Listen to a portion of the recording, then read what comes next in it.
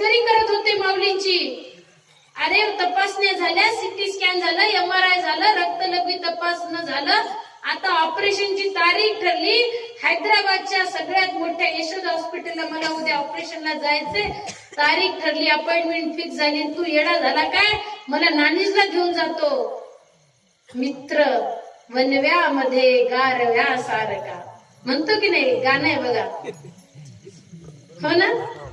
एक तरी मित्र असा असावा म्हणतात. तसा मित्र भेटला. निमित्त करायचं असते ओ प्रभूजींना. आपला उद्धार करायचा आहे. आपला उद्धार करण्यासाठी तो ईश्वर, मी मगाशी पण सांगितलं, पुन्हा सांगते, संतांच्या सद्गुरूच्या रूपात आलाय. या गुरुचं महात्म्य अनेक संतांनी वर्णन केलेलं आहे. ते सांगून थांबणार आहे मी, पण अगोदर काकाचा अनुभव सांगते. परमात्मा स्वरूप अनंत श्री विभूषित जगद्गुरु रामानंदाचार्य प्रभू नरेंद्राचार्यजींच्या दिव्य पावन चरणांना भावपूर्ण वंदन करून, तसे जीवांचे प्रेरणास्थान संघटनेचे कार्याध्यक्ष पीठाचे उत्तराधिकारी परमपूज्य कानिपनाथ महाराज यांच्याही चरणी भावपूर्ण वंदन करून, नगरीचे ग्रामदेव स्थान देवता यांच्या चरणी नतमस्तक होते. आणि आजच्या या प्रवचन सोहळ्यासाठी उपस्थित सर्व जिल्हा तालुक्यातील सन्माननीय पदाधिकारी, आपल्या नगरीचे सर्व मान्यवर प्रतिष्ठित नागरिक, गुरुदेवांचे सर्व छाव्यांना, तुम्हा सर्व पुण्यात्मांना माझा जय सियाराम. गोस्वामी संत तुलसीदास महाराज यांनी रचलेला रामचरितमानस हा पवित्र ग्रंथ सध्या आपण आपल्या रामानंद संप्रदायाचा जो दर रविवारी संत संघ चालतो, दर रविवारी सकाळी 9 ते 10 आपला संत संघ असतो. पण माणूस प्राणी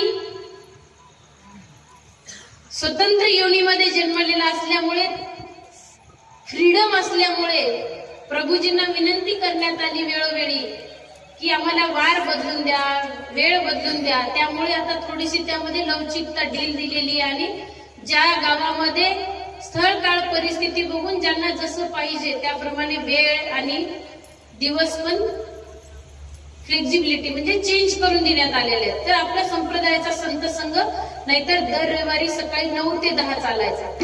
तर त्या संत संघामध्ये सध्या रामचरितमानस हा पवित्र ग्रंथ चालू आहे.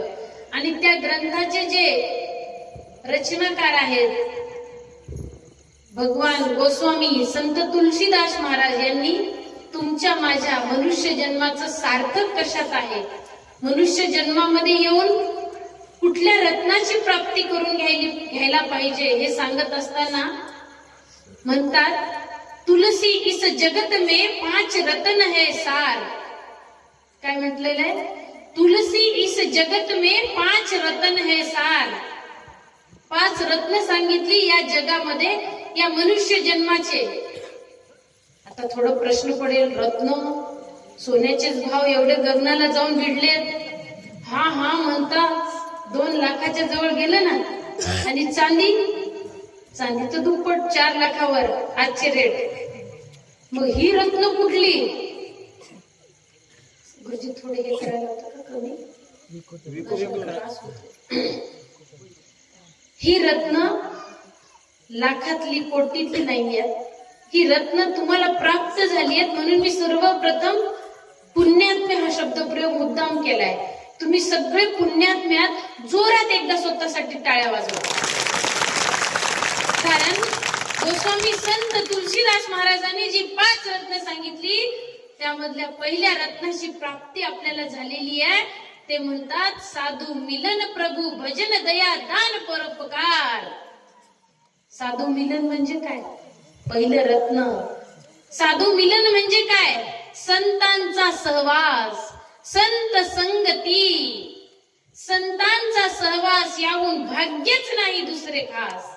संत चरणी विश्वास, तेने भगवंत जोडीला खास. या संतांचं महत्व काय वर्णन करणार?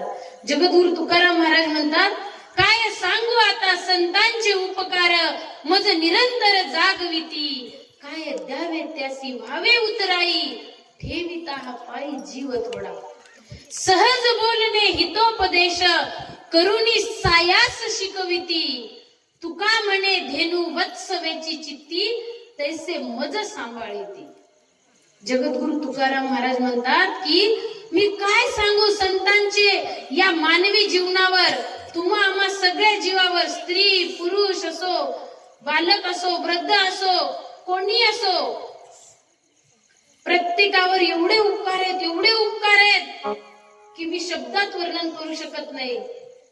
ते आपण अभंगाच्या रूपाने बघणार आहोत की कसे उपकार असतात संतांचे. तुकाराम महाराज म्हणतात ते सहज बोलतात, सहज बोलणे हितोपदेश, सहज बोलतात पण आपल्या हिताचा उपदेश करतात.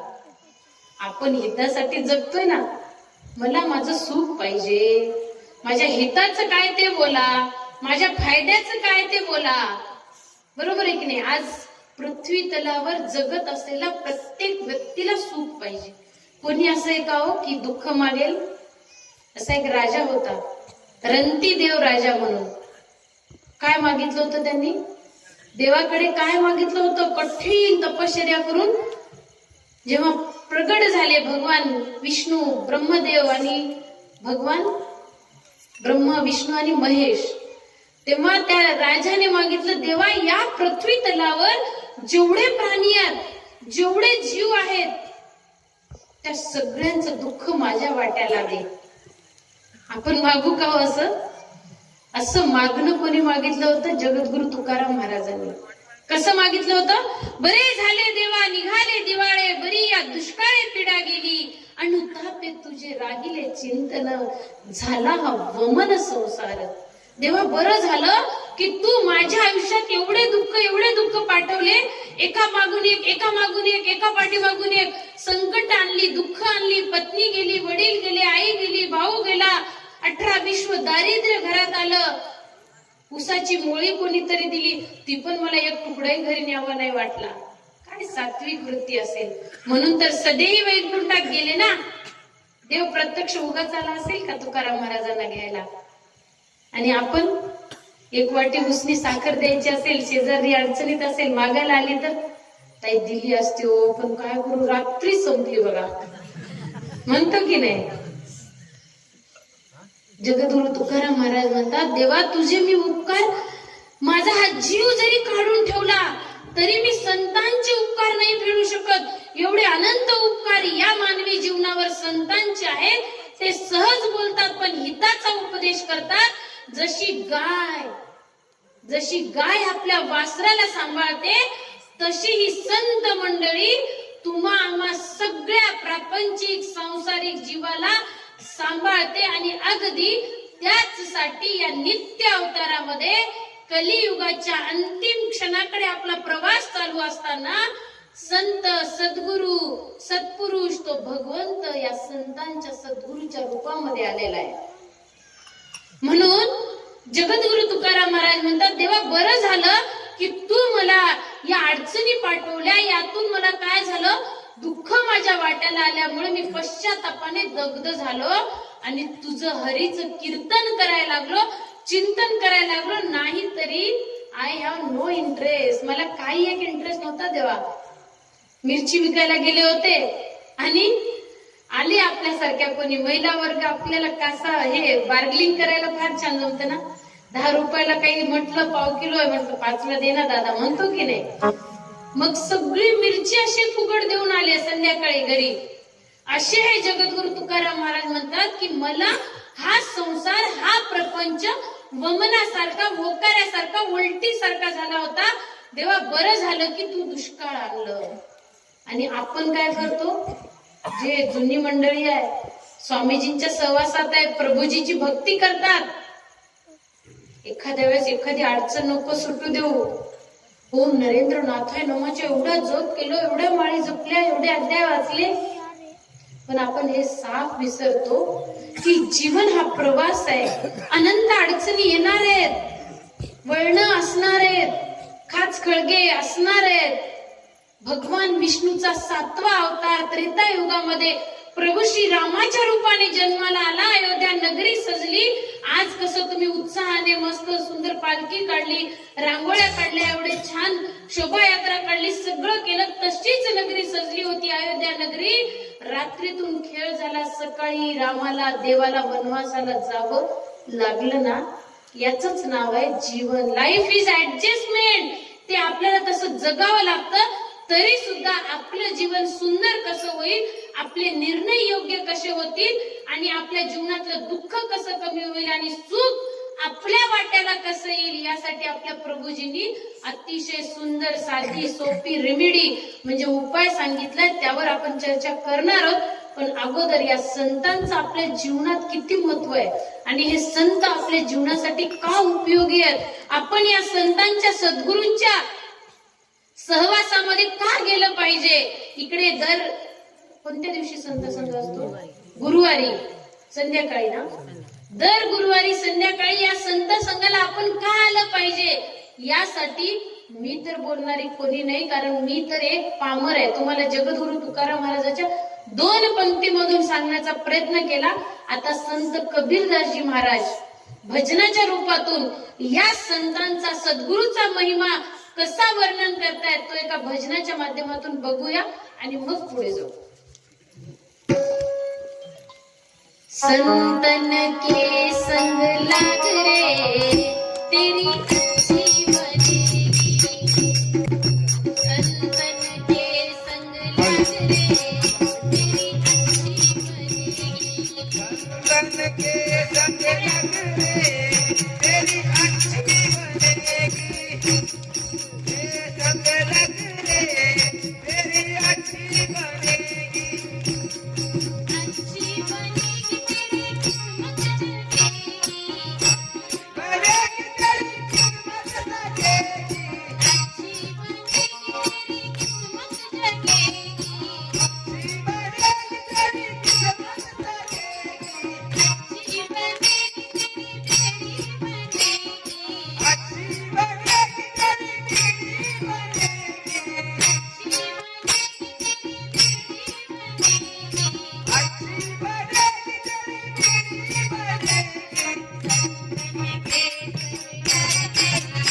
बनेगी, अच्छी बनेगी तेरी तेरी बनेगी, संतन के संग लग रे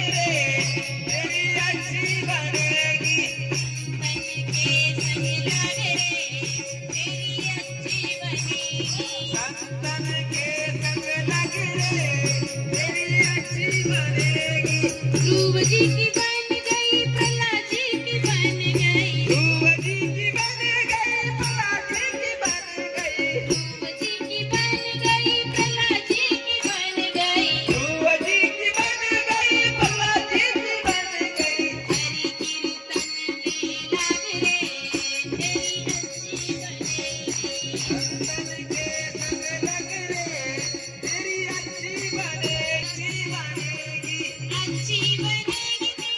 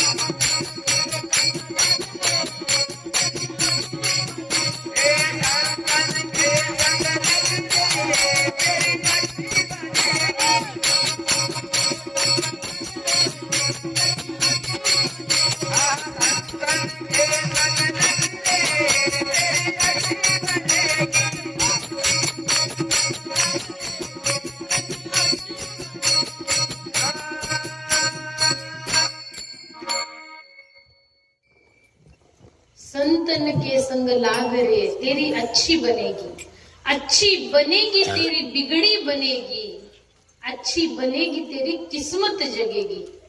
मग हे पटवून देताना संत कबीरदासजी महाराज पुराणातले वेगवेगळे उदाहरण देत आहेत. ते उदाहरण आपण थोडक्यात समजून घेऊ आणि आता खरंच संतांच्या म्हणजे प्रभूजींच्या सहवासात गेल्यावर पुराणात घडलेल्या गोष्टी आता घडत असतील का, खरोखर असे अनुभव येत आहेत का, प्रपंच संसार सुखाचा होईल का, हा प्रश्न सगळ्यांना पडलेला असतो. बरोबर आहे ना. ते पण मी सांगणार आहे. ध्रुव जी की बन गई, प्रल्हाद जी की बन गई, हरि कीर्तन में लाग रे. या हरि कीर्तनात या हरीच्या नावामध्ये किती ताकद असेल हो, किती ताकद असेल विचार करू शकत नाही आपण. एवढी ताकद असू शकते. दगड पाण्यावर तरंगू शकतो. एक नंबरचा डाकू असलेला वाल्या कोळी एक घडीच्या संतांच्या सहवासामुळे आणि राम नाम घेतल्यामुळे, राम नाम उगाच घेतलं का हो, वाल्या कोळीची गोष्ट माहित आहे त्यामुळे मी डीप सांगणार नाही. पण सहवास कोणाचा मिळाला हे महत्वाचं आहे की नाही. वाल्या कोळीच्या आयुष्यात तुमच्या माझ्यासारखे पण लोक आले ना, तुमच्या माझ्यासारख्या लोकांना पण लुटला ना. मग तो चूक करतोय हे तुमच्या माझ्यासारख्यांना कळत होतं, पण आपल्यापैकी कोणी त्याला का नाही थांबवू शकलं, का नाही थांबवू शकलं. विचार करण्यासारखी गोष्ट आहे की नाही. बाबाला पटते ती गोष्ट, मान हलवता येते. थांबवणारा एकच पठ्ठे बापूराव भेटला की नाही. एकच भेटला, तो ज्याचा अधिकारी होता, तो समर्थ होता. त्यांच्याकडे ते अधिकार होते की इतरांच्या जीवनामध्ये ते ज्ञानाची ज्योत पेटवू शकतात. इतरांच्या जीवनातला ज्ञान अंधार दूर करून ज्ञान आणि प्रकाश, ज्ञान देऊ शकतात, प्रकाश देऊ शकतात. याचे अधिकारी सत्पुरुष हे संत सद्गुरू असतात. ब्रह्मर्षी नारद मुनींनी तेच केलं. वाल्याला सांगितलं थांब, तू थांबला पाहिजे. भगवान गौतम बुद्धांनी सुद्धा तेच केलं. तिकडे पण एक डाकू होता ना, अंगुलीमाल, बोट कापायचा. बोट जसा वाल्या सगळ्यांना लुटत होता, तसाच अंगुलीमाल नावाचा डाकू पण फक्त बोट कापत होता आणि गळ्यामध्ये त्याची माळ करून घालत होता, म्हणून त्याचं नाव पडलं होतं अंगुलीमाल.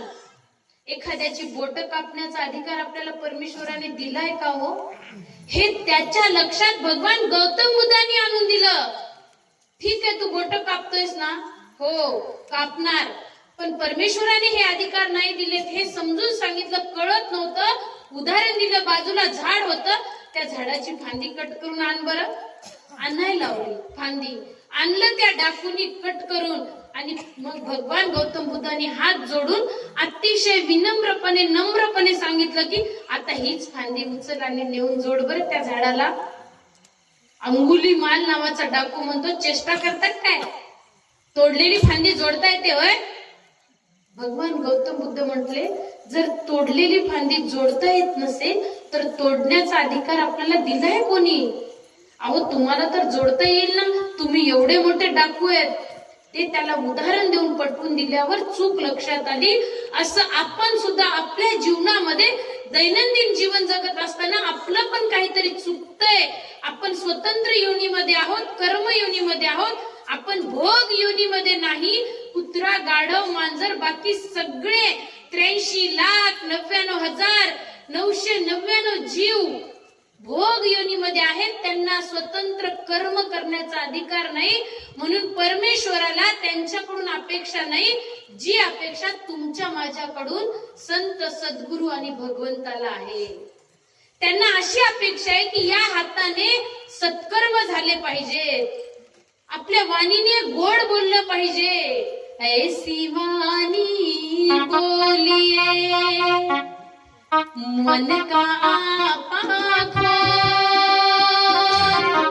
ऐसी वाणी बोलिए मन का आपा खोय, औरन को शीतल करे, आप भी शीतल होय कबीरा, आप भी शीतल होय. संत कबीरदासजी महाराज म्हणतात, ऐसी वाणी म्हणजे या मुखातून असे शब्द बाहेर पडले पाहिजे की त्यामुळे आपला स्वतःचा अगोदर अहंकार कमी झाला पाहिजे, गळून पडला पाहिजे. आणि आपण बोलत असताना इतर जे आपल्या समोर आहेत त्यांचं मन नाही दुखवलं गेलं पाहिजे. त्यांच्या जीवनामध्ये शीतलता, शांतता, समाधान गेलं पाहिजे. त्यांचं आत्मा दुःखी नाही झाला पाहिजे. स्वतः पण आपण समाधानी होऊ, शांत होऊ आणि इतरांना पण शांत करू अशी वाणी बोलली पाहिजे. म्हणून जगद्गुरु रामानंदाचार्य सुद्धा त्यांच्या दिव्य शिकवणीतून म्हणतात, म्हणजेच आपले प्रभूजी, आपले स्वामीजी, बोलणार असाल तर विनम्र बोला, नाहीतर मग मौनम सर्वार्थ साधनम. शांत राहिलं तरी चालते. मौन ही एक साधना आहे. शांत राहिल्याने शरीराला अजून एक नवीन ऊर्जा मिळते. पण बोलायचं असेल तर विनम्र बोला. मग अंगुलीमालला थांबवलं विनम्र बोलून भगवान गौतम बुद्धाने. अगदी तसंच ब्रह्मर्षी नारद मुनींनी विनम्र भाषेत समजावून वाल्या कोळीचा उद्धार केला. डाकू होता. अगदी त्याच पद्धतीने ब्रह्मर्षी नारद मुनींनी ध्रुव बाळाचा उद्धार केला. राजाचा मुलगा होता, राजवैभव भोगणार होता. त्या राजवैभवात राहिला असता तर रोज एक एक कट काढ असताना त्याला भोगावे लागले असते, दुःख भोगावे लागले असते. पण 5 वर्षाचं बाळ बाबाच्या मांडीवर जाऊन बसलं. बाबाच्या मांडीवर जर आपलं लेकरू बसलं तर गुन्हा केला का हो? बोला ना थोडं, गुन्हा होतो का? लेकराने बापाच्या मांडीवर बसू नये. ध्रुव बाळाने तोच गुन्हा केला. जर तो गुन्हा असेल तर बापाच्या मांडीवर जाऊन बसला. सावत्र आई आली, ढकलून दिलं. सख्या आईकडे जाऊन विचारलं, आई असं का झालं? आपण राहिलो असतो तर त्या बालकावर अयोग्य संस्कार केले असते. ती मेली आहे, कुत्री आहे, अशी आहे, तशी आहे, बोट मोडले असते की नाही महिला वर्ग? सुनीती, त्या ध्रुव बाळाच्या आईचं नाव सुनीती होतं. सुनीती म्हणजे तिची नीती, सु म्हणजे चांगली होती. तिने सांगितलं, बाळा काही होत नाही, दुःख करू नको, बाळाचं समाधान होत नाही. बाळ पुन्हा पुन्हा प्रश्न विचारतो. तेव्हा जाऊन सांगितलं, बाळा तू आणि मी आपण मागच्या जन्मी केलेल्या कर्माचं फळ भोगतोय. काही होत नाही, तो ईश्वर सगळं काही ठीक करेल. आई, तो ईश्वर कुठे राहतो ग? ईश्वराच्या शोधाला निघाला. आई म्हणे तो फार दूर दूर दूर दूर राहतो, जंगलात राहतो, वगैरे वगैरे. वेळ मारून नेली. पण त्याला ध्येय वेळे पण कसं असावं बघा, युवा वर्गाने लक्षात ठेवलं पाहिजे. टार्गेट एखादं गोल अचीव करायचंय, आपलं ध्येय आपल्याला गाठायचंय, तर ध्येय वेळे पण कसं असावं? ध्रुव बाळासारखं असावं. आईला वारंवार प्रश्न विचारले. आईने वेळ मारून नेण्यासाठी दूर दूर राहतो म्हणून सांगितलं. तिकडे जायचं नाही, आपण जाऊ शकत नाही, पोहोचू शकत नाही. नाही आई, मला त्याचा शोध घ्यायचाय म्हणजे घ्यायचाय. आईने त्याला कसं बस शांत केलं.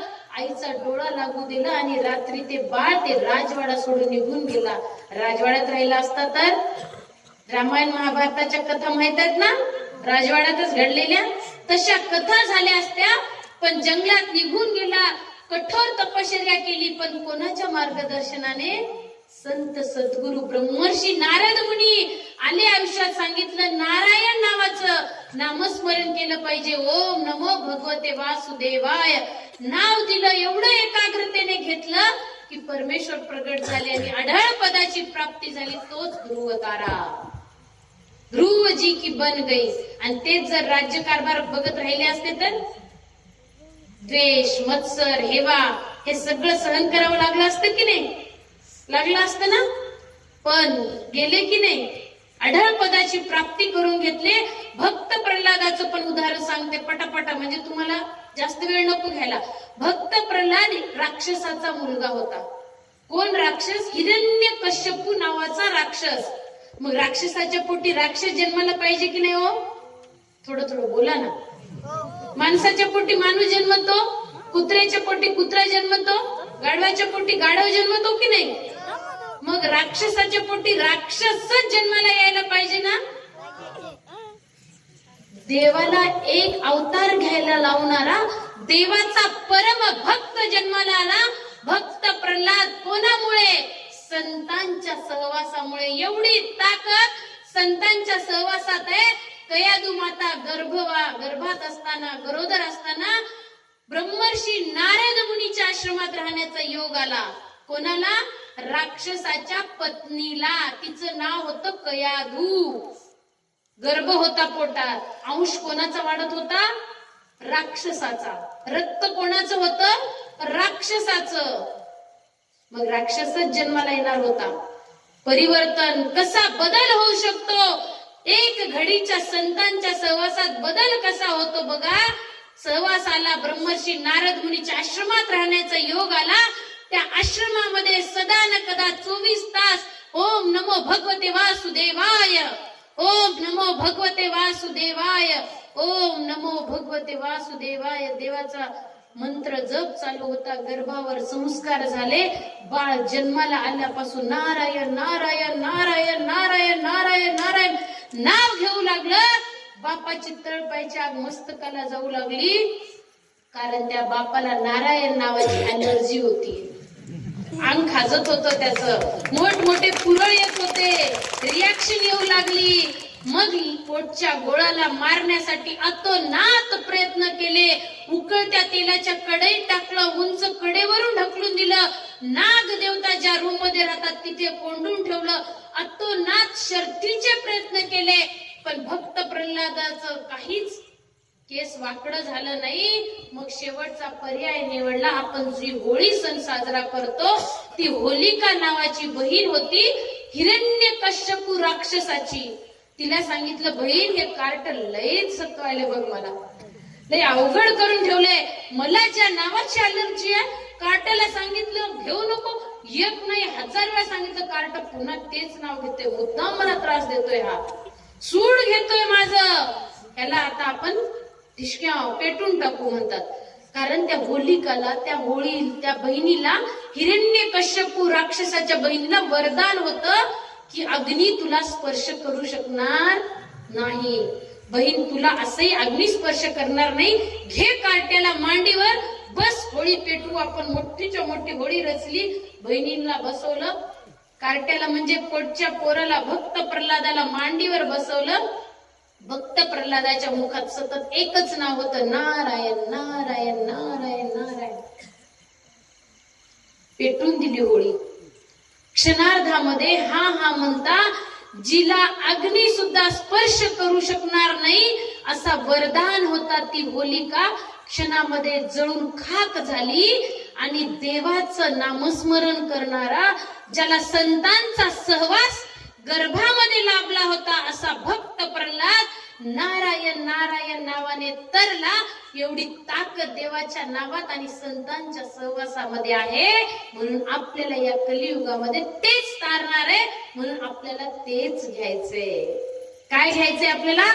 देवाचं नाव घ्यायचंय. संतांच्या सहवासात येऊन ध्रुवजी की बन गई, प्रल्हादजी की बन गई, हरि कीर्तन में लाग रे, संतन के संग लाग रे, तेरी अच्छी बनेगी. ते म्हणतात पुढे, मोह की राती बहुत दिन सोया. मोह, कोणता मोह? अज्ञान. काय अज्ञान आहे आपलं? आपला घर दार संसार हे आपलं अज्ञान आहे. माझी बैलाची जोडी, माझं घर, माझं शेत, माझ्या नावावर सातबारा आहे, माझं घर आहे. परवा दिवशीची गोष्ट आहे ना, अख्खं महाराष्ट्र हादरला की नाही. काय काय नव्हतं अजित पवार दादांचं. महाराष्ट्र राज्याचे उपमुख्यमंत्री 6 वेळा राहिले होते.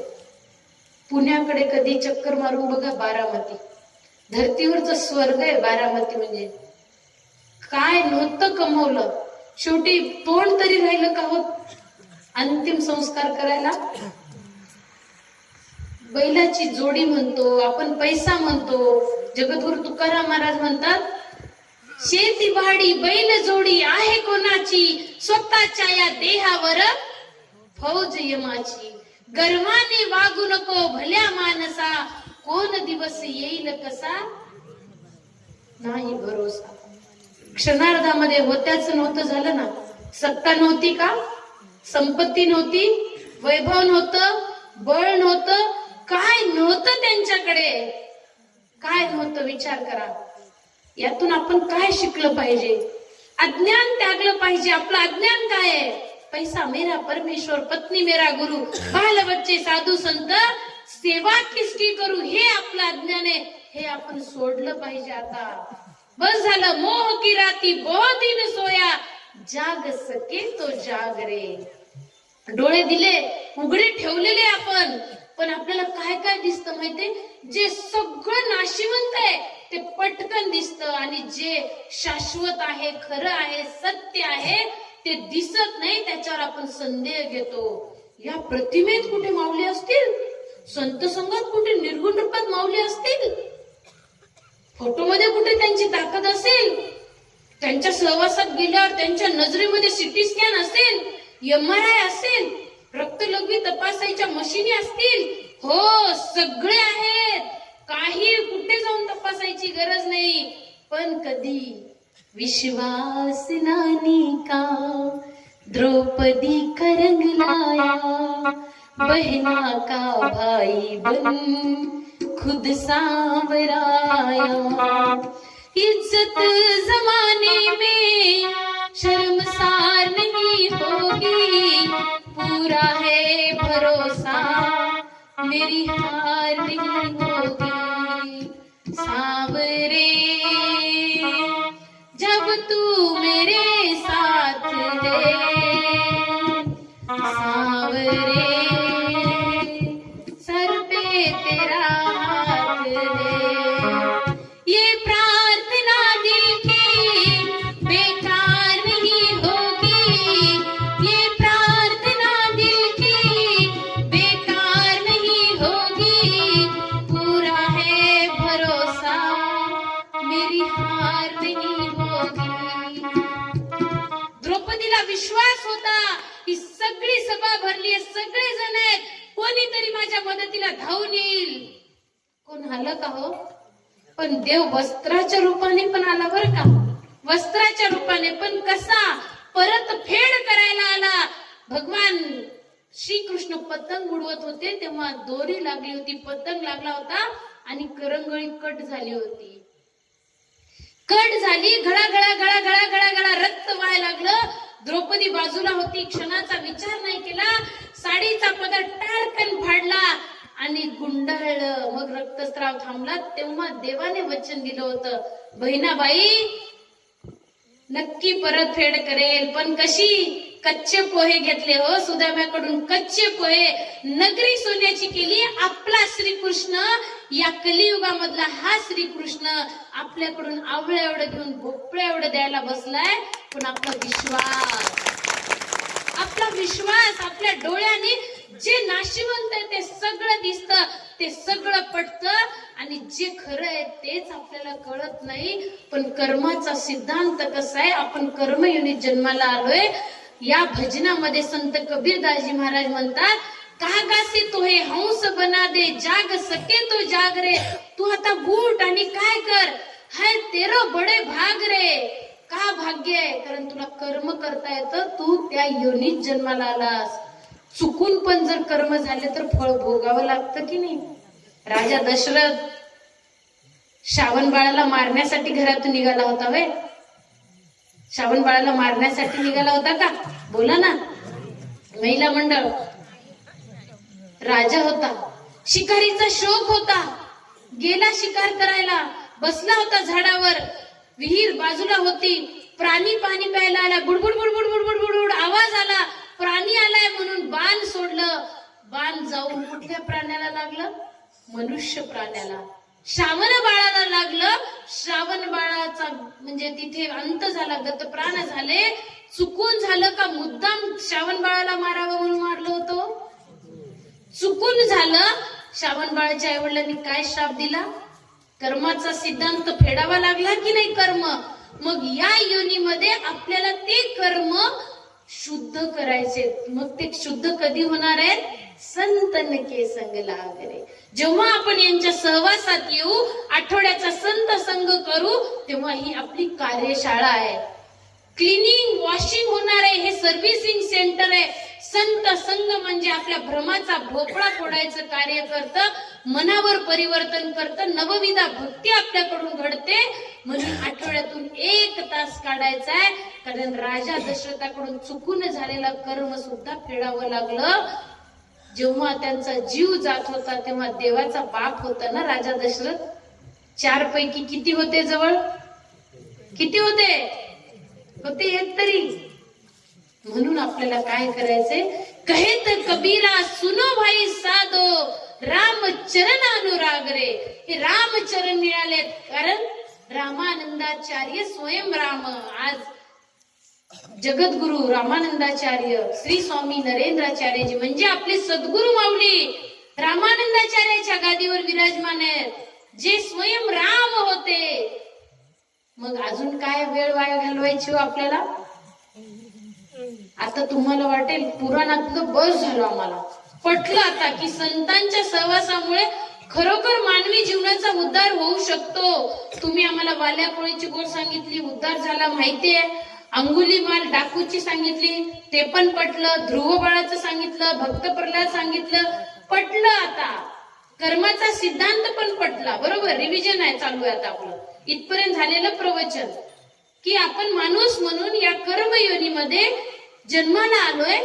कर्म करता येतं, या हाताने आपल्याला दान करता येतं, फक्त मम करायचं नाही. मग उपाशी राहायचं का? उपाशी नाही राहायचं, करायचं. पण या हाताने भजनात टाळी पण वाजवायची.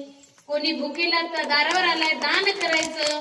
आपल्या संप्रदायामध्ये, आपल्या जिल्ह्यामध्ये आपल्या पार्वतीताई संजीवनी प्रमुख आहेत जिल्ह्याच्या. संजीवनी म्हणजे काय? एखाद्याच्या जीवनामध्ये काय करू शकतो आपण? कोणी आणली होती संजीवनी बुटी? मारुतीरायाने. कोणासाठी? लक्ष्मणासाठी. जाणार होते ना, नाहीतर मग लक्ष्मण रामनाम सत्य होणार होतं की नाही. पण मारुतीराया आले ना धावून, आले की नाही.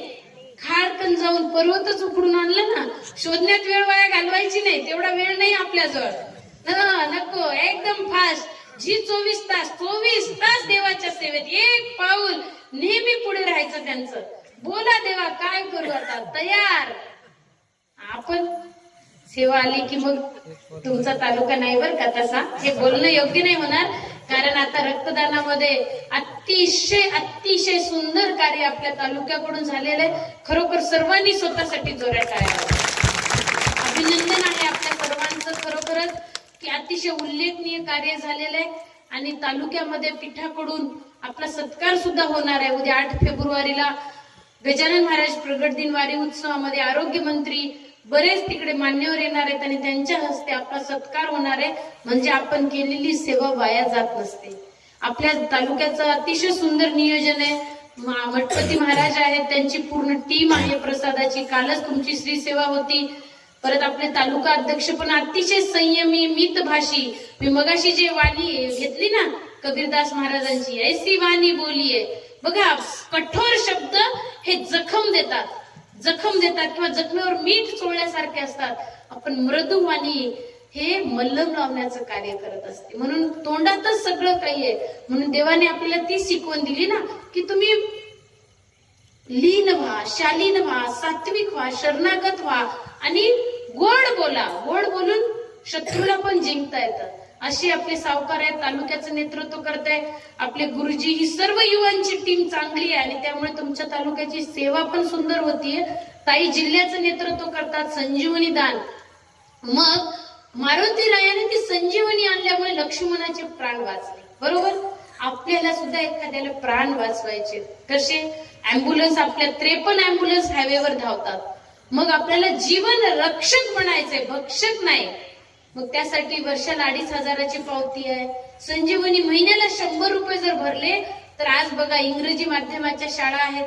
बरोबर, 1-1 लाख, 80,000, 70,000 फीस असते की नाही? तशी इंग्रजी माध्यमाची शाळा, सीबीएसई बोर्डची शाळा आपल्या नानीजला मोफत आहे. गोरगरिबाची लेकरं शिकतायत हो, एवढे घडतायत. LKG, UKG, नर्सरी पासून आता ग्रॅज्युएशन पर्यंत ती शाळा आहे. मग ती शाळा या संजीवनी दानातून चालते. कर्मचाऱ्याचे पगारी होतात. ते मठाचं लाईट बिल असो, पाणी असो, प्रसादालय असो, कुठल्याही गोष्टी असो, सगळा कारभार या संजीवनी दानातून चालतो. फक्त महिन्याला किती द्यायचे आपल्याला? 100 रुपये. आपण जी धान्य माधुकरी गोळा करतो, मला सांगा, आज हजारो लोक रोज पिठावर जेवण करतात 2 टाइम, आणि वारी असते तेव्हा लाखो लोक जेवतात, लाखो. मग आपण जेव्हा धान्य माधुकरीची सेवा करतो, 1 किलो देतो, 2 देतो, 5 किलो देतो, त्यातून आज किती लोकांच्या मुखामध्ये ते अन्न जातंय हो. आपल्या घरात आपण ठरवलं, मी आज रोज 1 लाख लोक जेव घालणार. शक्य आहे?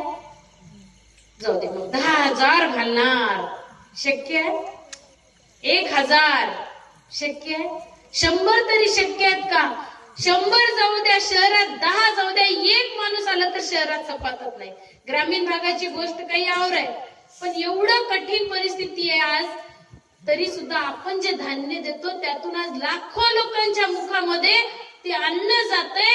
निमित्त कसं बनवलंय प्रभूजींनी, आणि आपल्या पदरामध्ये किती पुण्य टाकतायत. म्हणजे ह्या ज्या आपल्या संप्रदायामार्फत ज्या ज्या सेवा आहेत त्या तुम्हा आम्हाला घडवण्यासाठी, तुमच्या आमच्या जन्माचा फेरा चुकवण्यासाठी, आणि की वाट कोण जाने का घाट कोण, ब्रह्मा का कपाट कोण में कोण समाया, इतनी बात नाही बुझा तो काहे को नरदे आया, याच गणित उकलावं म्हणून आपल्या महिला वर्गांना असो, पुरुषांना असो, महिलांना तर किती सेवा दिलेल्या आहेत माऊलींनी. फोल्डरच बनवलं वेगळी, महिला सेना बनवून टाकली आणि महिलांना नेतृत्व करायला दिलं. आज महिला घराबाहेर पडायला लागल्या, मोबाईल वापरायला लागल्या, सेवा करायला लागल्या. किती आनंद मिळतोय. नाहीतर मग आपण माझे घर माझा संसार करत बसलो होतो की नाही.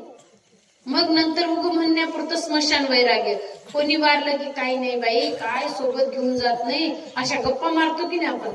गेलं एवढं होतं त्याचं, 100 एकरचा मालक होता, मग 10 एकर का नाही नेला हो सोबत. अशा गप्पा मारतो कुठे? त्या स्मशानात अंत्यविधी होईपर्यंत.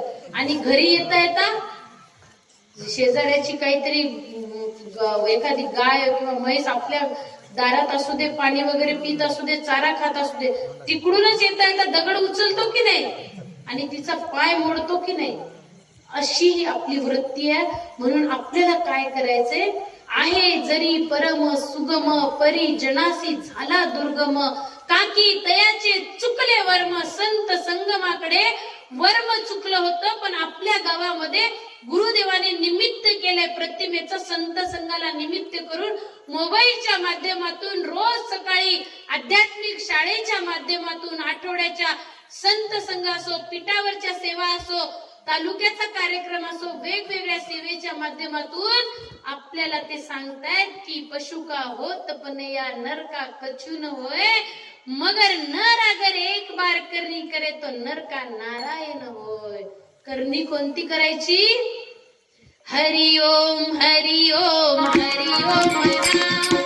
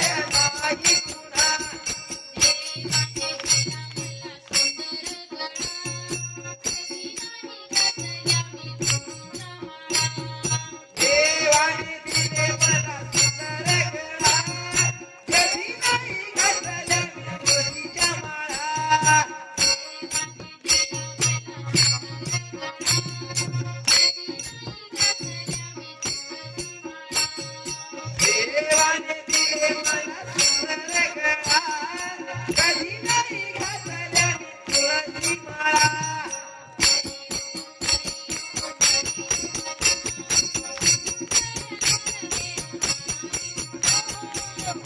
ओम हरि ओम हरि ओम नाथ सुंदर नरते ओम हरि ओम नाथ सुंदर नरते हरि ओम हरि ओम हरि ओम नाथ हरि ओम हरि ओम हरि ओम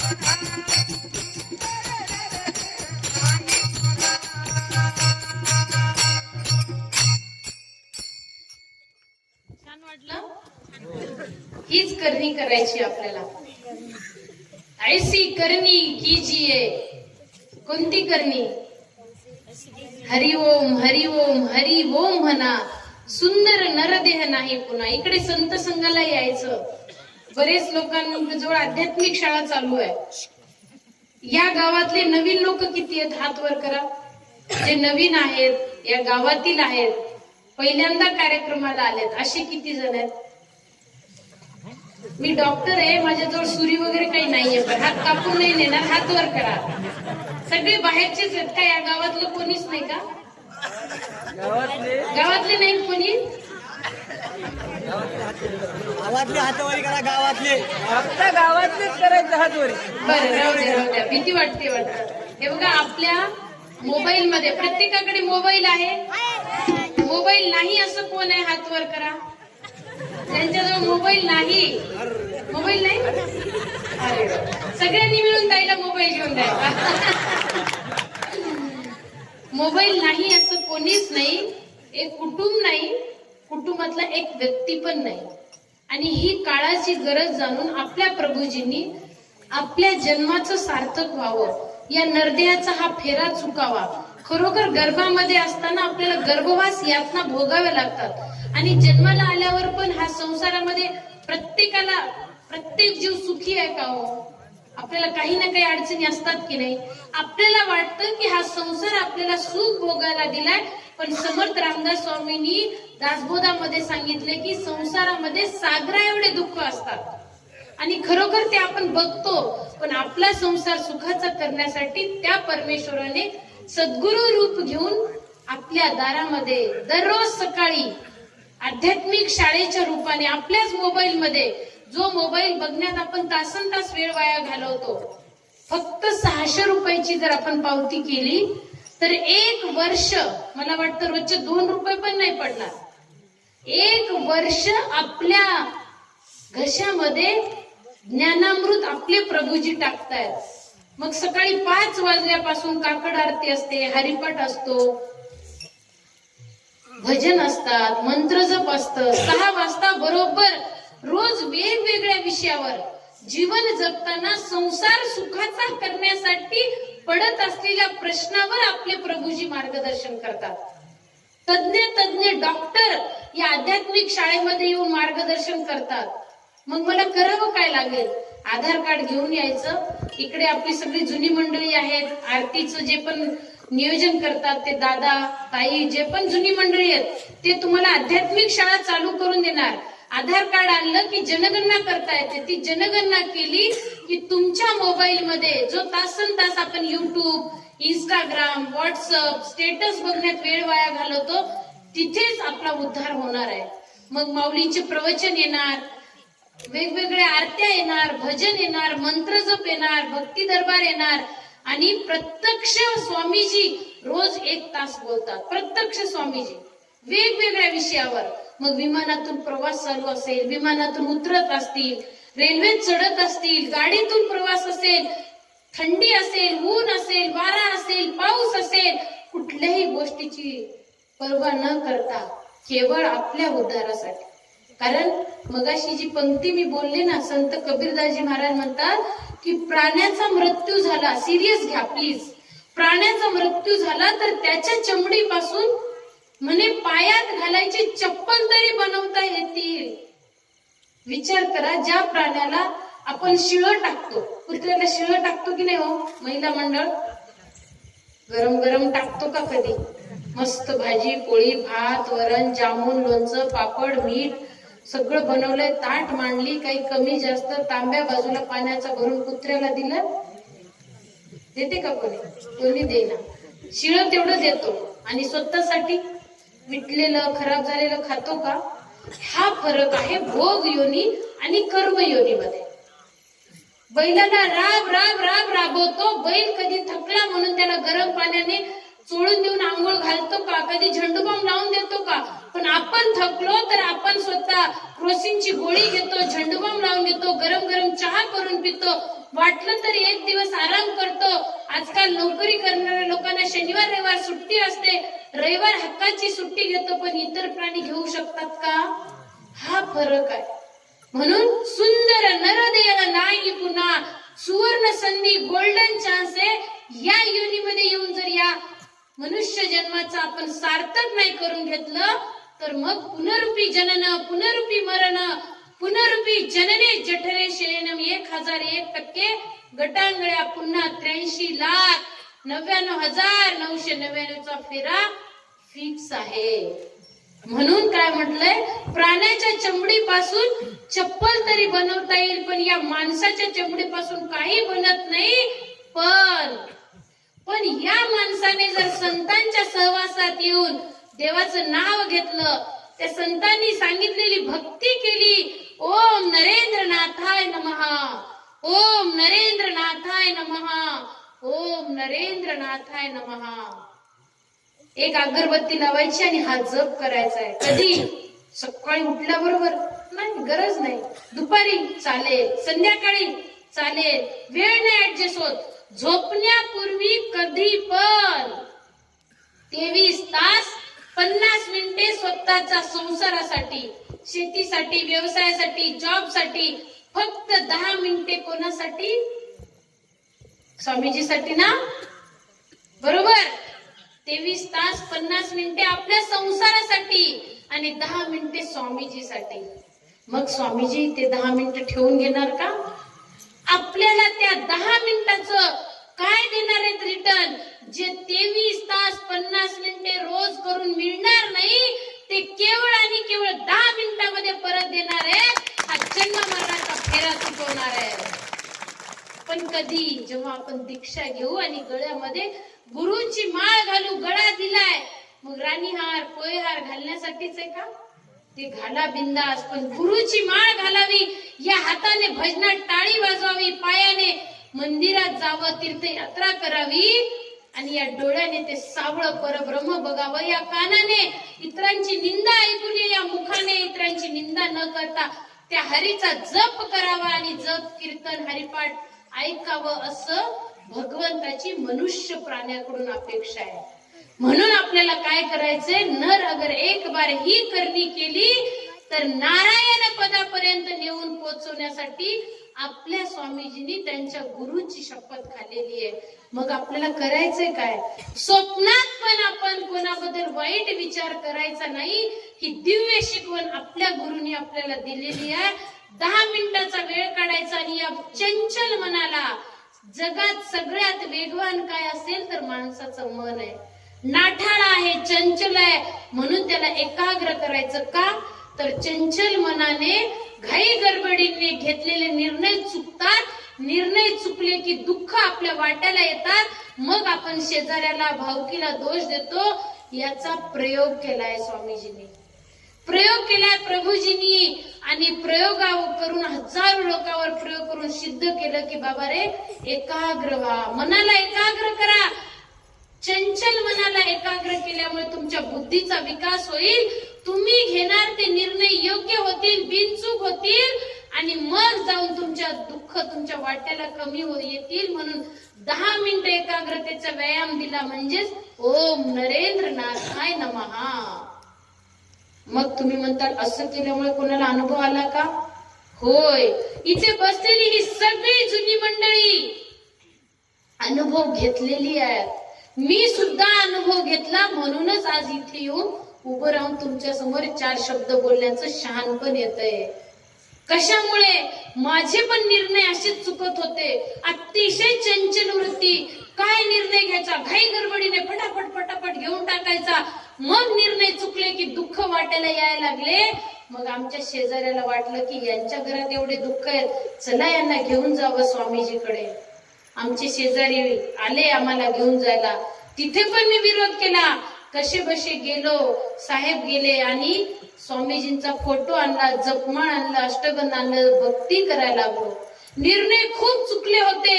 घरामध्ये दुःख, दारिद्र्य, संकट अतिशय आलेलं.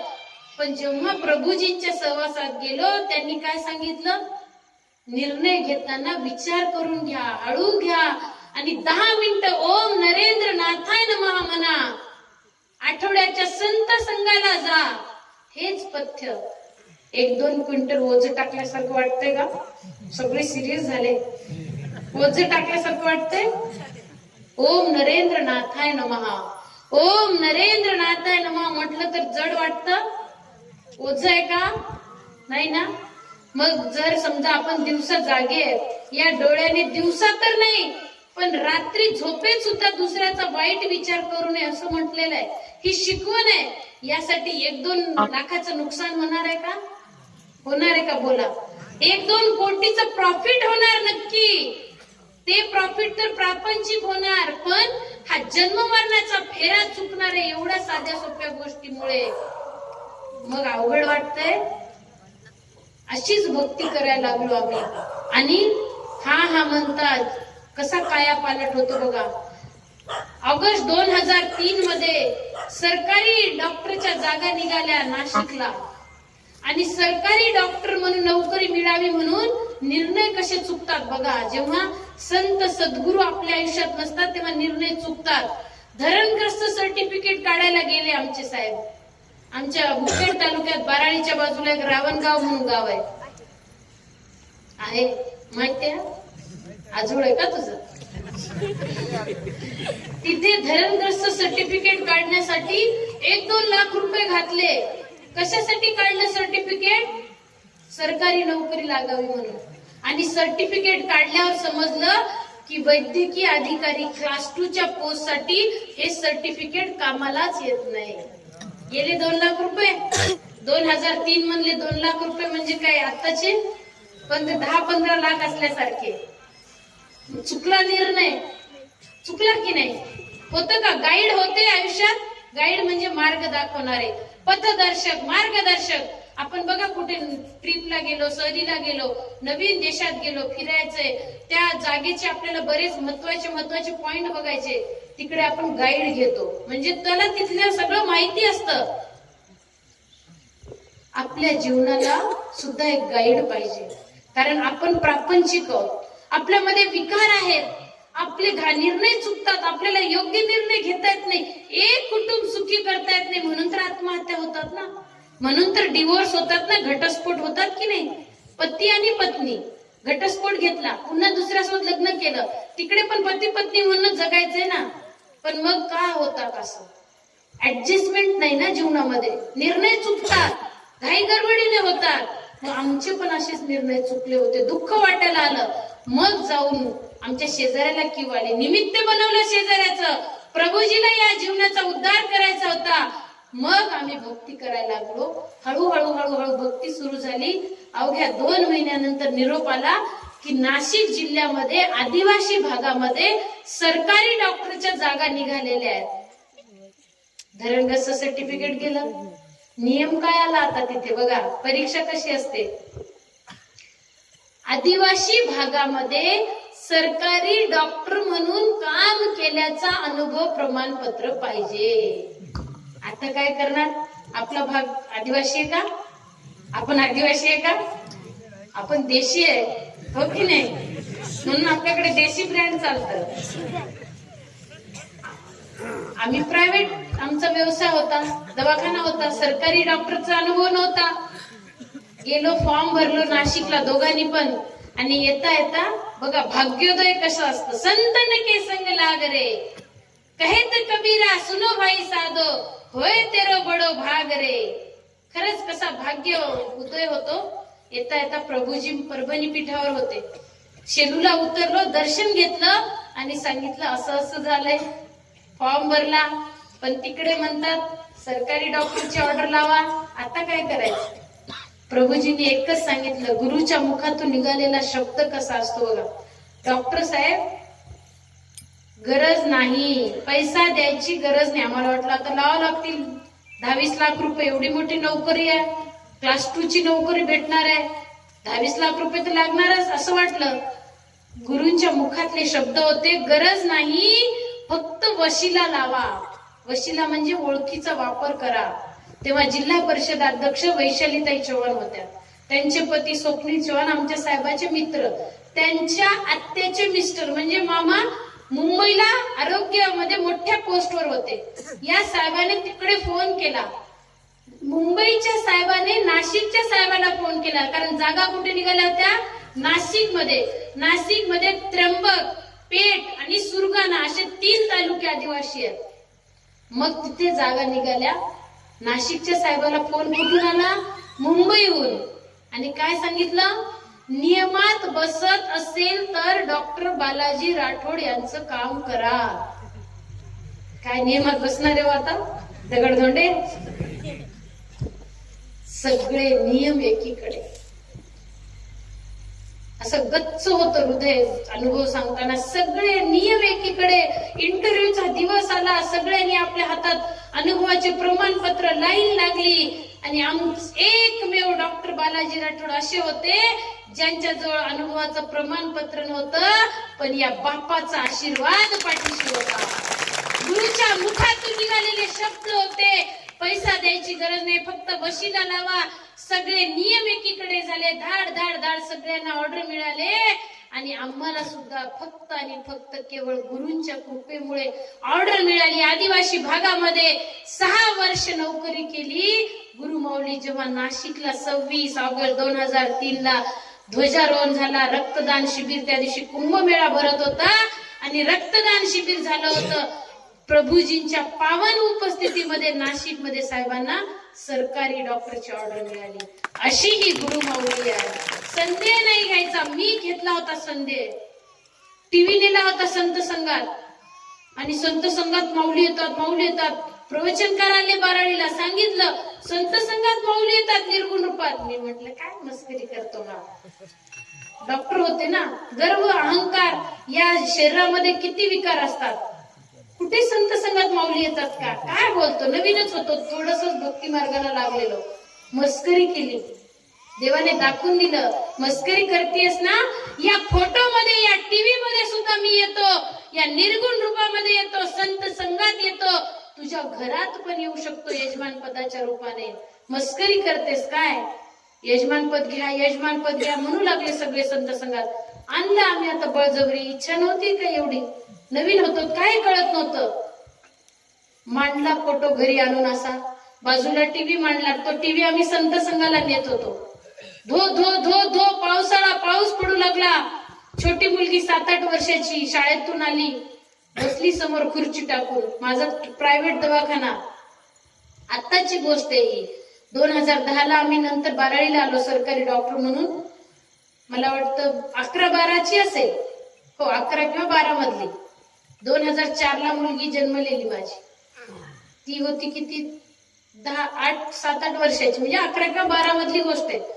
ती बसली समोर, छोटीशी मुलगी. मी माझ्या प्रायव्हेट दवाखान्याला, आज गुरुमाऊलीच्या कृपेमुळे मला सरकारी नोकरी लागलेली आहे. पादुका दर्शनचा तो माझा अनुभव आहे. आज आपल्या गावातील नवीन महिला भगिनीसाठी मला हे मुद्दाम सांगावं वाटतं की आपण केलेली सेवा वाया जात नाही. प्रभूजी देतात आपल्याला परत. आणि मग काय झालं, पाऊस पडायला लागला, छत कोसळायला लागला. सरकारी दवाखान्याचे क्वार्टर होते, मोडकळीस आले होते. एवढे मोठे मोठे दगड धोंडे कोसळायला लागले.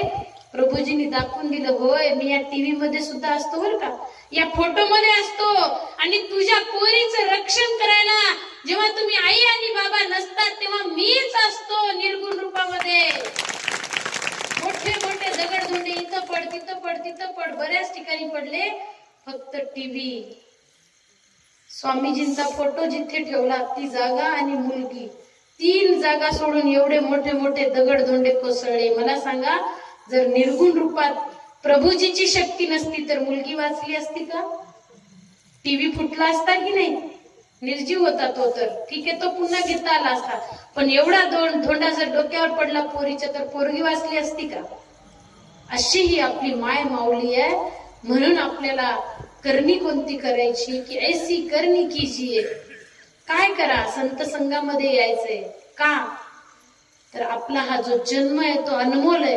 अनमोल मिला है तुझको मानव जन्म ये प्यारा, पाकर इसे जो खोया मुश्किल है फिर दोबारा. फार मुश्किल आहे पुन्हा. अनमोल मिळालाय. किस और तेरी मंजिल किस और जा रहा है, दुर्लभ मिला है तुझको मानव जन्म ये प्यारा, पाकर इसे जो खोया मुश्किल है फिर दोबारा. नाहीतर मग पुन्हा नालीतला किडा व्हावं लागेल, डुक्कर व्हावं लागेल, गाढव व्हावं लागेल, ओझ वाहून न्यायला. नाही म्हणता येणार नाही तिकडे गाढवाच्या योनीत, तोड नाही ना. कुत्रा व्हावं लागेल शिळ खायला. जाऊ दे, आता पुढचं काही सांगत नाही, तुम्ही सगळे सुज्ञ आहात. मी एवढंच सांगू इच्छिते की आपल्या महिलांसाठी सुद्धा प्रभूजींनी खूप सुंदर सेवा दिलेल्या आहेत. आपल्या पार्वतीताई आहेत, इकडे आपल्या महिला तालुका अध्यक्ष आहेत, युवांसाठी वेगवेगळे फोल्डर आहेत, आपले जे युवा गुरुजी आहेत, सगळ्यांना किती सुंदर टीम आहे आपल्या धर्माबाची. अतिशय बघा, आता आपले शिंदे पाटील आहेत कारेगावचे, तुमच्या गावाजवळच गाव आहे ना. प्रभूजींनी किती मोठा अनुभव दिलाय त्यांना, दिलाय की नाही? ठेवून घेतलं का देवाने? ते कुठली भक्ती सेवा करतात त्याच्या मोबदला त्यांनी दिला की नाही? म्हणून मला एवढंच सांगायचंय की आपण या मनुष्य जन्मामध्ये आल्यानंतर या संतांच्या सहवासात येऊन परमेश्वराचं नाव घेतल्यामुळे आपल्या या योनीचं सार्थक होऊ शकतं. आपल्या महिलांना वेगळं फोल्डर दिलेलं आहे प्रभूजींनी, वेगवेगळ्या सेवा करता येतात. आताच हळदी कुंकूचे कार्यक्रम झाले, वृक्ष लागवड झाली, रक्तदान शिबिर झालं, कच्चे बंधारे बांधायचं कार्य झालं.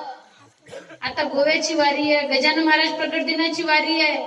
रोज सकाळची आध्यात्मिक शाळा तरी कमीत कमी नवीन ज्या माझ्या माता भगिनी आल्यात त्यांनी आपल्या मोबाईल मध्ये ही शाळा चालू करून घ्यावी, कारण ज्ञानाची गंगा प्रभूजी त्या आध्यात्मिक शाळेच्या माध्यमातून रोज आपल्या दारात आलेली आहे. तर अतिशय सुंदर असा हा आपला जन्म आहे. या जन्मामध्ये येऊन आपल्याला कर्म करण्याचा अधिकार आहे, स्वतंत्र योनी आहे, इतर योनीमध्ये फक्त भोगायचा अधिकार आहे. तर या योनीमधलं ही जी सुवर्ण संधी आहे, या संधीचं आपण सर्वांनी सोनं करूया. आता इथे रॅपनवाड काका आलेले आहेत बघा, नांदेडून माझ्यासोबत. काका इथे बसलेले आहेत, एवढा मोठा अनुभव आहे त्यांचा. डोकं दुखत होतं काकाचं, सगळ्या तपासण्या केल्या. नांदेडचं यशोदा हॉस्पिटल, हैदराबादचे मोठे मोठे हॉस्पिटल, यशोदा हॉस्पिटल हैदराबादला पण आहे, भरपूर तपासण्या केल्या. त्यांचे मित्र आहेत एक प्रकाश सावकार कोडगिरे म्हणून, मुक्राबादचे, मुखेड तालुक्यातले. ते म्हणत होते अहो चला नानीजला, चला नानीजला, स्वामीजींना एकदा दाखवून. काकाला हसू येत होतं. अरे माझ्या डोक्याच्या तपासण्या झाल्या वेड्या माझ्या मित्रा, माझ्या डोक्यामध्ये ब्रेन ट्यूमर आहे, ब्रेन ट्यूमर, मेंदूमध्ये गांठ आहे, तुझा महाराज काय करणार? हसत होते काका, मस्करी करत होते माऊलींची. अरे तपासण्या झाल्या, सिटी स्कॅन झालं, MRI झालं, रक्तलघवी तपासणं झालं, आता ऑपरेशनची तारीख ठरली. हैदराबादच्या सगळ्यात मोठ्या यशोदा हॉस्पिटलला मला उद्या ऑपरेशनला जायचंय, तारीख ठरली, अपॉइंटमेंट फिक्स झाली. तू येडा झाला काय?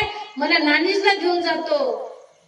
मित्र वनव्यामध्ये गारव्या सारखा म्हणतो की नाही, गाणं आहे बघा, हो ना? एक तरी मित्र असा असावा म्हणतात, तसा मित्र भेटला. निमित्त करायचं असते हो प्रभूजींना, आपला उद्धार करायचा आहे. आपला उद्धार करण्यासाठी तो ईश्वर, मी मगाशी पण सांगितलं, पुन्हा सांगते, संतांच्या सद्गुरूच्या रूपात आलाय. या गुरुचं महात्म्य अनेक संतांनी वर्णन केलेलं आहे, ते सांगून थांबणार आहे मी. पण अगोदर काकाचा अनुभव सांगते. गेले कसे बसे बळजबरीने प्रकाश सावकारनी नानीजला काकांना घेऊन गेले. तिथे गेल्यावर रांगेत उभे राहिले. परत त्यांना वाटत होतं यांना काय कळणार, यांना काय कळणार. कळतं की नाही, ती परीक्षा घेत होते. काका एवढ्या लांब होते आणि प्रभूजींनी सांगितलं की यांच्या मनामध्ये विचार येतोय की यांना काय कळणार. जेव्हा जवळ आले तेव्हा एकच लगावले डोक्यामध्ये, झननन मुंग्या आल्या आणि सांगितलं जा परत, ऑपरेशन करायची गरज नाही. परत आले, ऑपरेशनची तारीख होती, त्या तारखेला हैदराबादला गेले. डॉक्टरांनी पुन्हा तपासण्या केल्या. डॉक्टर आश्चर्यचकित झाले, मेंदू मधली गाठ गेली कुठे. अशी ही माय माऊली आहे. मला तुम्हाला अंधश्रद्धेकडे न्यायचं नाहीये, कारण श्रद्धा असावी पण अंधश्रद्धा नसावी. डोळस वृत्तीने आपण विज्ञानाच्या दृष्टिकोनातून भक्ती करायची आहे आणि या चंचल नाठाळ मनाला, वेगवान मनाला गुरूंच्या सहवासात आणायचंय. कारण परत सांगते, ही कर्म योनी आहे, याच योनीमध्ये गुरु करू शकतो. म्हणून नामदेव महाराजांनी सांगितलंय, ज्याने गुरु नाही केला त्याचा जन्म वाया गेला. जयास वाटे देव पहावा, त्याने सद्गुरु करावा. सद्गुरुन देवादिदेव पाविजेत नाही. जगद्गुरु तुकाराम महाराज म्हणतात, गुरु चरणी ठेविता भाव, आपोआप भेटे देव. देव गुरु पासी आहे, वारंवार सांगू काय. ज्ञानियाचा राजा ज्ञानेश्वर माऊली म्हणतात, ज्ञानदेव म्हणे तरलो तरलो, आता उद्धरलो सद्गुरु कृपे. संत कबीरदासजी महाराज म्हणतात, तीन लोक नौ खंड में गुरु से बड़ा न कोय, करता करे न कर सके गुरु करे सो होय. म्हणून सब धरती कागज करू लेखनी बन राय, सात समुंदर की मसी करू गुरु गुण लिखा न जाय. या पृथ्वी मातेचा कागज बनवला, पृथ्वी मातेवर आहेत तेवढे झाड तोडले, पेन बनवली, साता समुद्राची शाही बनवली. गुरुचा महिमा वर्णन करायला बसलो तरी अपुरं पडलो. म्हणतात, वेद शास्त्र श्रुतीने नेती नेती म्हटलंय. म्हणून या सद्गुरूचा, संतांचा महिमा मी काय वर्णन करणार. कीर्तन करायला आले होते ना ज्ञानेश्वर माऊली, नामदेव महाराज. देवाने रावळाचं, त्या मंदिराचं मुख फिरवलं. ज्ञानेश्वर माऊलीच्या सहवासात भिंत निर्जीव भिंत चालायला लागली. रेडा वेद बोलायला लागला. तुकाराम महाराजाची गाथा 14 दिवस इंद्राणीच्या डोहात राहून कोरडी फटक बाहेर निघाली. अजून वेळ वाया घालवायचा का मग.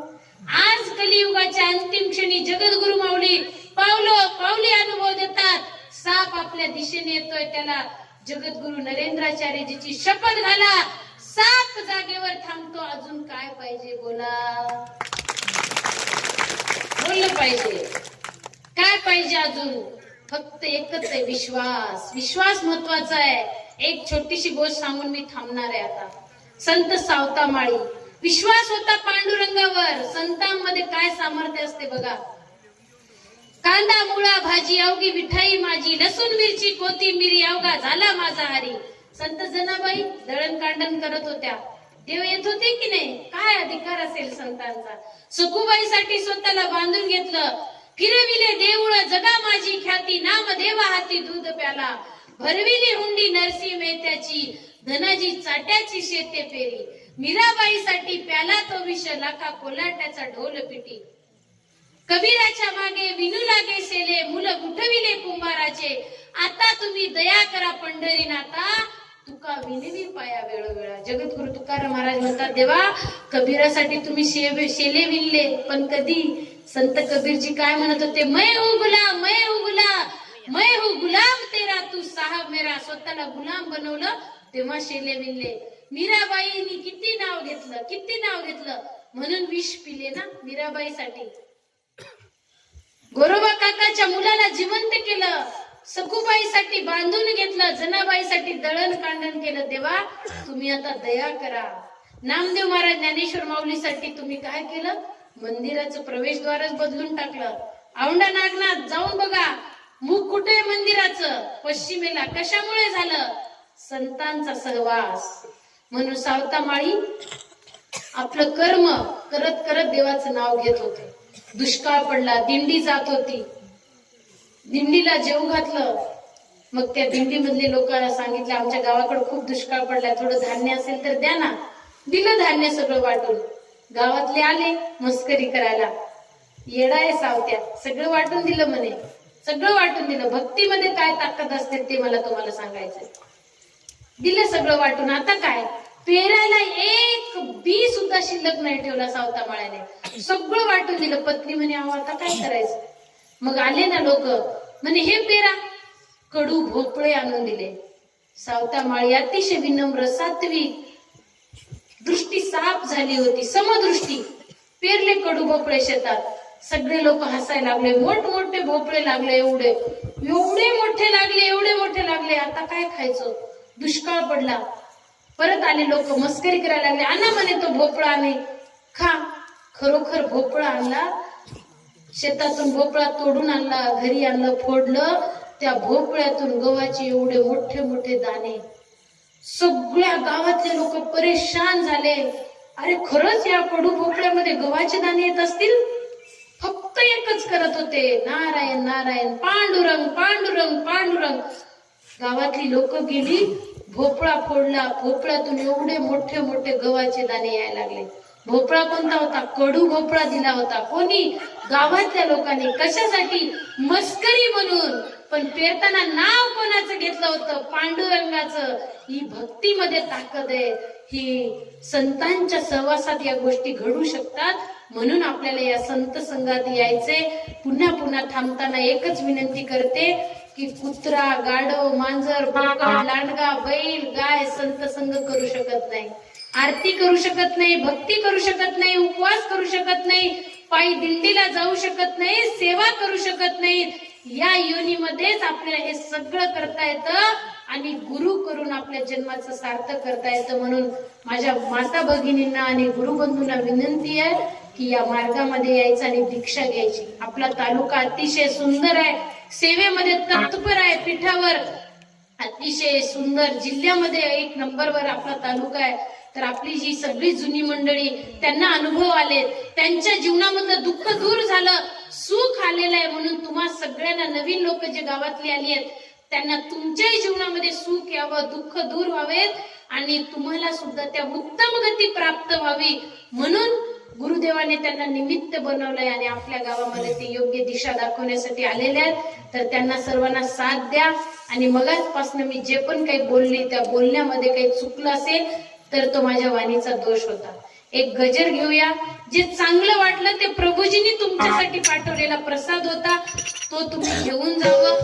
आपल्या माता भगिनींना सुद्धा अतिशय सुंदर वेगवेगळ्या सेवा करता येतात. आपण पार्वतीताई आहेत, आपल्या महिला तालुका अध्यक्ष आहेत, त्यांच्या मार्गदर्शनाने या सेवा कराव्या. होईल तेवढं दान करावं, का तर या दानाने धनाची शुद्धता होते. नदी न सिंचे नीर, वृक्ष न फल खाय, जो भी अति धन कमाए वो व्यर्थ गमाए. नदी स्वतःचं पाणी स्वतः कधी गटा गटा गटा गटा पिऊन घेते का हो? आपल्या शेताला सुजलाम सुफलाम करते ना, करते की नाही? झाडाखाली सावलीला बसतो, जेवण करतो आपण. घरी अर्धी भाकर जात नाही, पण त्या झाडाखाली बसलो तर मिरचू सोबत 2 भाकरी कधी गेल्या कळत नाही. फळं खातो, फुलं घेतो झाडाचे. मग निसर्गाकडे बघून आपण दान करायला शिकलं पाहिजे. जो अति धन कमवतो तो सोन्याच्या चांदीच्या पलंगावर जरी झोपला तरी झोपेची गोळी घेतल्याशिवाय त्याला झोप लागत नाही, हो की नाही? हो, व्यर्थ गमाय. पण आपण सामान्य व्यक्ती राब राब राबतो. रात्रीचे 9 वाजले की कधी झोप लागते कळत नाही. म्हणून मला पण वाटते झोपेचा वेळ झाला, आता थांबलं पाहिजे, हो ना? म्हणून या निसर्गाकडे बघून आपण शिकावं. दान करण्यासाठी सुद्धा आपल्या संप्रदायात वेगवेगळ्या योजना आहेत. महिन्याला 100 रुपये संजीवनी दान सुद्धा आपण करू शकता. अँब्युलन्स आपल्या हायवेवर चालतात, अपघात झालेल्या लोकांना उचलतो, मोफत रुग्णालयापर्यंत पोहोचवतो. त्यासाठी सुद्धा आपल्याला दान देता येतं. आता काही दिवसांनी धान्य माधुकरीची सेवा सुरू होणार. आपल्या पीठावर भगवान दत्तात्रयाचं अद्वितीय आगळं वेगळं असं मंदिर होणार आहे. त्यासाठी सुद्धा आपण पावती करू शकतो. मोबाईल मध्ये दुसऱ्या क्षणाला पावती येते. 1 रुपयाची अफरातफर होत नाही. विहिरीतलं पाणी आपण उपसा करतो की नाही? मग नवीन झरे फुटतात ना. मग दान दिलं तर आपल्या पण घरात नवीन धन येणार आहे. आपल्या धनाची शुद्धता दानाने होते. कमवलेलं सगळं आपण स्वतःसाठी खर्च करावं असं आपलं शास्त्र, आपल्या श्रुतीमध्ये, धर्मामध्ये सांगितलेलं नाही. 100 रुपये रोजचे कमवत असेल तर किमान 10 रुपये तरी सत्कार्यासाठी, धर्म कार्यासाठी, ईश्वरी कार्यासाठी दान करावं. याच योनीमध्ये दान करू शकतो. म्हणून थांबता थांबता एवढीच विनंती करते की संत संघामध्ये आपण सर्वांनी यावं, नवनवीन भक्तगणांना इकडे घेऊन यावं आणि गुरुमाऊलीचा अतिशय साधा सोपा जो मार्ग आहे तो मार्ग आपण दिवसातून 10 मिनिट वेळ काढून ओम नरेंद्रनाथाय नमः या मंत्राचा जप करावा. स्वप्नातही कोणाबद्दल वाईट चिंतायचं नाही आणि होता होईल तेवढं कोणी प्रसंगात आहे, संकटात आहे, त्याला मदत करायची. याच शिकवणीचा विषय तुम्ही जगा, दुसऱ्याला जगवा, ही दिव्य शिकवण प्रभूजींनी दिलेली आहे. आणि याप्रमाणे जर आपण आचरण केलं तर नक्की या जन्माचं आपलं सार्थक होणार आहे. या गटांगळ्या आपल्या चुकणार आहेत आणि त्यासाठी प्रभूजी आपल्या सर्वांना सुबुद्धी देवोत एवढीच प्रार्थना त्यांच्या चरणी करते. आणि या ठिकाणी थांबता थांबता आपण एक गजर घेऊ आणि प्रवचनाची सांगता. ओ श्री गुरुदेव मना